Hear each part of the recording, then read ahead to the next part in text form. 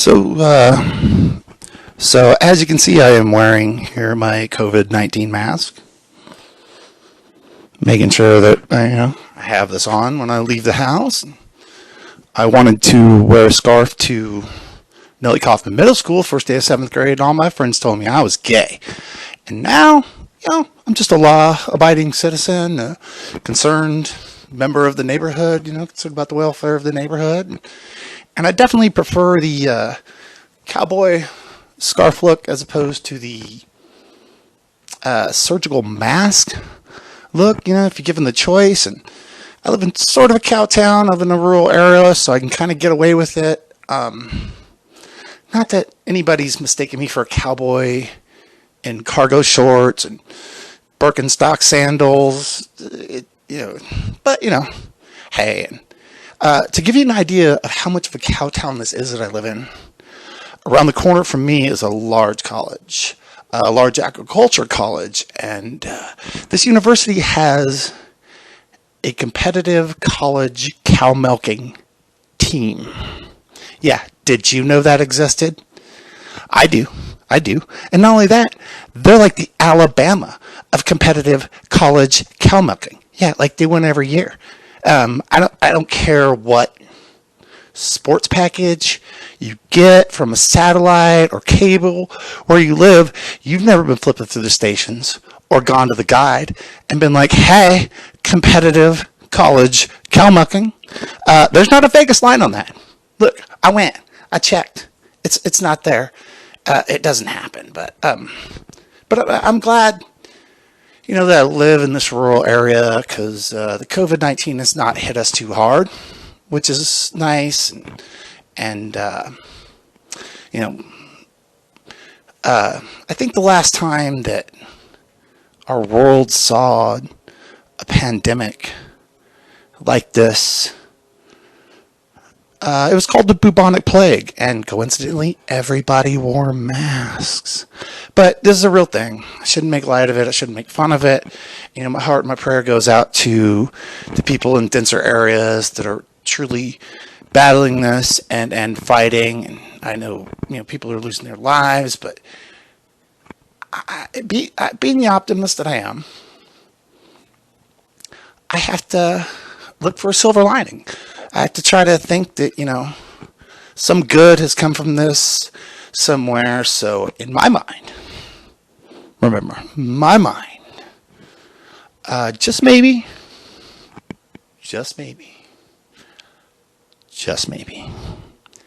there's a guy. And this guy, like 5 years ago, this guy just decided, I'm going to quit my job. I'm going to start my own business. I'm going to be an entrepreneur. And then he went home that day, and he went home to his wife, who was tending after their 2 children. And he told his wife, honey, I have seen our future. I'm going to start my own business. It is going to be so successful that our children's children will not have to ever work. We're going to make masks. And, despite the trepidations of his family, he goes on with it. And he takes all the money in their bank account. And he takes a second mortgage out on the house.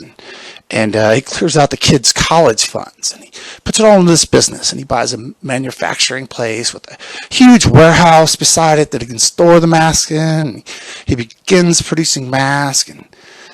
And then we fast forward to almost, 5 years later, and the warehouse is full to capacity.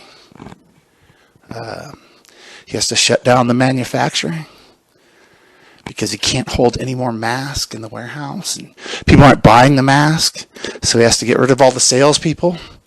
So he gets rid of all of them, and his family, the boy, they're now grown, wears nothing but black, quite possibly worships the devil.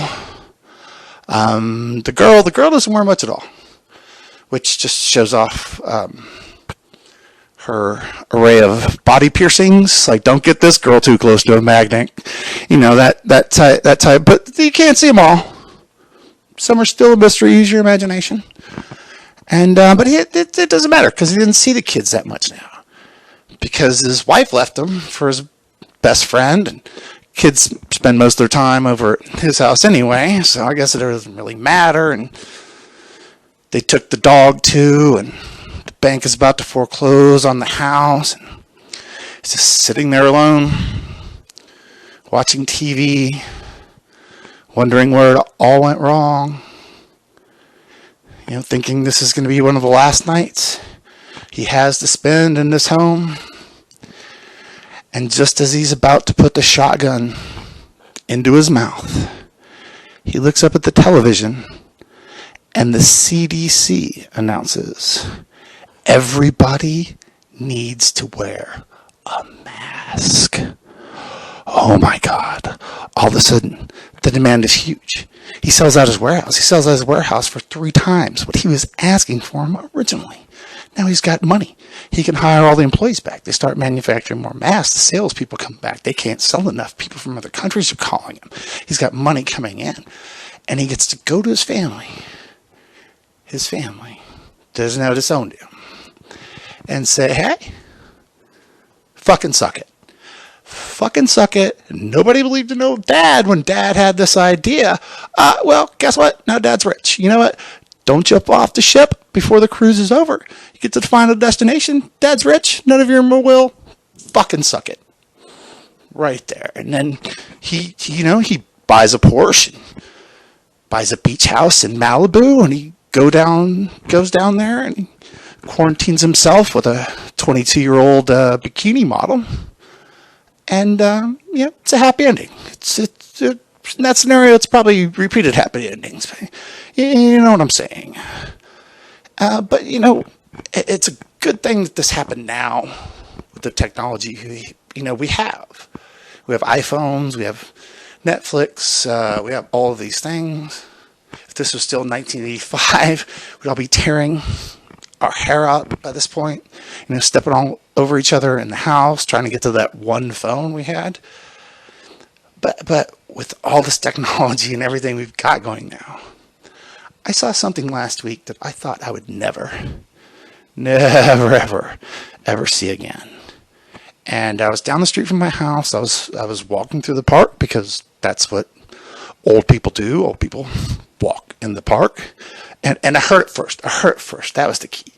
I heard K-Rock 100.9 playing all today's hits. And I was like, oh. And I started looking around because that was my first reaction. And I looked for a payphone because I thought for a moment that I had gone back in time to 1985. Because when I looked up, I saw a guy, and he was sitting at a picnic table in the park, and he was drinking a beer. And I'm not judging. I've done it in that park. I've actually done it at that picnic table in the same park. So I'm not here to judge. I'm just saying he was sitting there. And on the picnic table behind him was a radio. Not an iPod, not an iPhone, not a Bluetooth speaker. I'm talking about an AM/FM transistor radio, like the type of thing that ran on C batteries. Yeah, did you know they still make C batteries? They do. This guy knows, and this guy knows where to find them, apparently. And I saw that, and I was just like, oh my God. Like, okay, if you were born before 1990, let me catch you up. Back in the day, if you wanted to listen to, an array of popular music from the time, you had to go buy a box. And that box had an antenna. And it picked up radio waves from another bigger antenna on top of a radio station.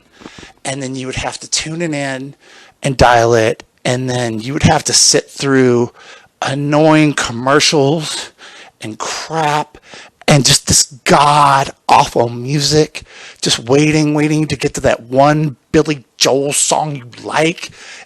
And Siri and Alexa weren't there. We didn't have Siri or Alexa. What my dad had, instead of Siri or Alexa, was me. He would just yell, "Cars! Go outside and tell me what the weather's like. Yeah, Dad, it's July in Palm Springs. I can stay inside and tell you what the weather's like. It's fucking hot. Like, I don't have to go out there.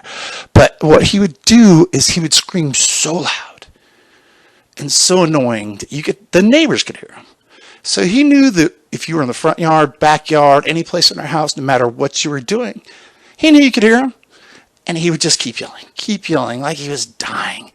And he did this to me repeatedly. I know other members of the family too. Just yell like he's dying. I come into his room. Hey, Dad, what's up? He'd be lying in bed, watching TV, look up at me, and be like, would you mind grabbing the remote off of the top of the television? I want to change the channel. Thank you very much. And you just stare. Do you know I was on a ladder? You remember when you told me to replace the shingles? But you're already standing right there. There's nothing you can do. Just give them the remote. Move on with your day. Back up the ladder. Thank you very much, everyone.